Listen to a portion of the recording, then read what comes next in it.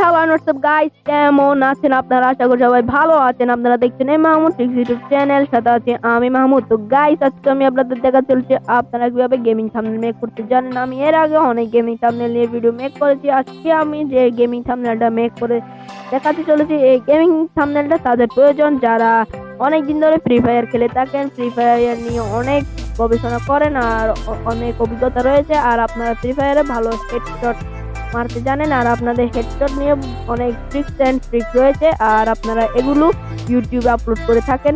তো আপনি যদি এই রিলেটেড ভিডিও আপলোড করে থাকেন তাহলে আপনার প্রয়োজন বেস্ট একটা থাম্বনেল। তো বেস্ট একটা থাম্বনেল কোথায় পাবেন? সিম্পলি আজকে আমার এই ভিডিওটা দেখার পর আপনারা শিখে যাবেন যে কিভাবে হেডশট রিলেটেড ভিডিওতে এরকম বেস্ট একটা থাম্বনেল মেক করতে পারেন একদম ইজিলি। তো আশা করছি আমার ভিডিওটা পুরো দেখার পর আপনাদের হেডশট রিলেটেড যা ভিডিও রয়েছে সব থাম্বনেল মেক করতে অত বেশি সমস্যা হবে না। আর যদি সমস্যা হয়ে থাকে আমাকে ছোট্ট একটা কমেন্ট করবেন, যদি সম্ভব হয় আমি কমেন্টে রিপ্লাই দিয়ে আপনার সমস্যাটা সলভ করার চেষ্টা করবো। আর যদি আপনার কমেন্টটা যদি বড় হয়ে থাকে তাহলে আপনার কমেন্টের উপর অবশ্যই ভিডিও বানাবো। তো দেখা হচ্ছে ভিডিও শেষে, ততক্ষণ ভালো থাকুন, সুস্থ থাকুন আর আমার ভিডিওর সাথে থাকুন। আর অনেকেই চিন্তা করছেন যে আমি ভিডিও শেষে কেন বললাম, কারণ আমি মাঝখানে কোনো ভয়েস দিচ্ছি না। আপনারা মনোযোগ সহকারে ব্যাকগ্রাউন্ড মিউজিকের সঙ্গে ভিডিওটা দেখে থাকুন। তো আমি ততক্ষণ ভিডিওটা প্লে করছি, তো চলুন শুরু করা যাক।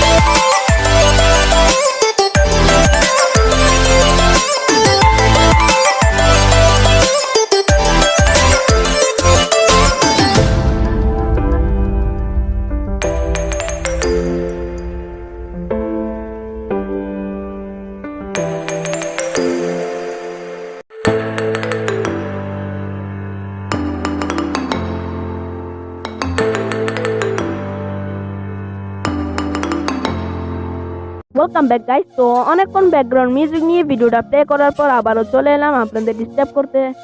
আপনারা যদি ডিস্টার্ব হয়ে এরকমটা মনে করে থাকেন, कौन है ये लोग,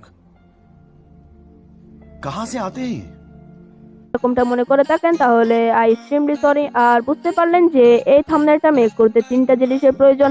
আর প্রথম হচ্ছে আপনারা ব্যাকগ্রাউন্ডে অবশ্যই একটা হেডশটের একটা ব্যাকগ্রাউন্ড রাখবেন, আর না হলে ভিডিওটা অত প্রফেশনাল লুক দিবে না। তো ভিডিওর সব কিছু ডিপেন্ড করে হচ্ছে তার থাম্বনেলে, আর থাম্বনেলে যদি প্রফেশনাল না হয় তাহলে আপনার ভিডিওর কোনো দাম নাই। তো তাই বলছি যে অবশ্যই হেডশটের একটা ব্যাকগ্রাউন্ড রেখে আর কিছু বন্দুকের কিছু ছবি কালেক্ট করবেন, এগুলো দিলে অনেকটা প্রফেশনাল লুক দিবে। তো বুঝতে পারলে যে এইভাবে একটা হেডশটের একটা হেডশট স্কিল অথবা হেডশট রিলেটেড ভিডিও রয়েছে, সেখানে এরকম ভিডিও এরকম থাম্বনেল যদি ইউজ করেন তাহলে অবশ্যই আকর্ষিত হবে। তো দেখা হচ্ছে কোনো একটা নতুন ভিডিওতে, ততক্ষণ ভালো থাকুন, সুস্থ থাকুন আর আমার চ্যানেলের সাথেই থাকুন। এর মতো টাটা, বাই বাই।